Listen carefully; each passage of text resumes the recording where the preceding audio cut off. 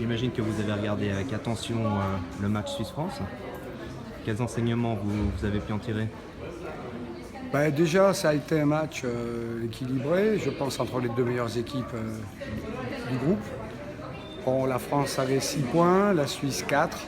Bon, un match nul vraisemblablement satisfaisait les deux équipes et je pense que de la façon dont les deux équipes ont joué, on a senti quand même la volonté de maîtriser le ballon quand l'équipe l'avait. Il n'y a pas trop eu de situation d'occasion de but, même si sur le début du match, la France a été a été assez présente. Mais le match nul confirme que ces deux équipes-là méritent d'être qualifiées pour les huitièmes. Est-ce qu'il y a un joueur suisse qui, pour vous, est sorti du lot depuis le début de cet Euro? J'ai vu globalement les matchs à la télé. Je trouve que le milieu est intéressant. Avec les trois qui jouent, là, j'aime bien Chaka, et puis les deux autres jouent Timali, je crois, et puis l'autre, je ne me souviens plus. Mais bon, intéressant. Intéressant dans la possession de balle. Ils sont capables aussi d'aller presser. C'est intéressant. Après, c'est sur le plan offensif, où je pense qu'elle manque peut-être d'arguments offensifs. On parlait de problèmes offensifs, c'est dû aussi en grosse partie à la performance mitigée de Xherdan Shaqiri. Qu'est-ce que vous avez pensé de ses prestations depuis le début? On parle beaucoup de lui en Suisse depuis déjà pas mal d'années, déjà la dernière Coupe du Monde.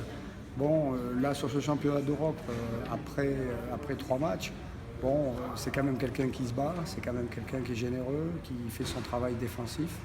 Après, offensivement, c'est un peu plus compliqué parce que c'est quand même quelqu'un qui décroche, qui essaie de prendre le ballon, de percuter. Et bon, il est un petit peu malheureux pour l'instant sur ses enchaînements et sur ses frappes. Mais bon, je pense que l'important pour lui, c'est de garder la confiance. Et je pense qu'il a la confiance du groupe et puis également la confiance du coach. Donc, Un petit mot sur cette équipe de France qui a du mal encore visiblement à se détacher de Oui. toute la pression qu'il attend. oui, mais je pense que bon, l'équipe de France fait vivre des émotions fortes aussi au public français. Le premier match, la libération avant la fin du temps réglementaire, le deuxième match identique, bon, avec 2 buts intéressants. Bon, hier c'était un petit peu plus compliqué, Didier a fait tourner aussi, je crois que c'était important de faire tourner, de faire participer des joueurs aussi à ce troisième match. Bon, je crois qu'il y a une pression, c'est évident, il faut que les joueurs prennent de la confiance et qu'ils arrivent à jouer de façon peut-être un peu plus compacte, qu'il y ait certainement un peu moins d'espace parfois entre les lignes. Mais ça, c'est une petite situation que Didier Deschamps saura parfaitement bien corriger.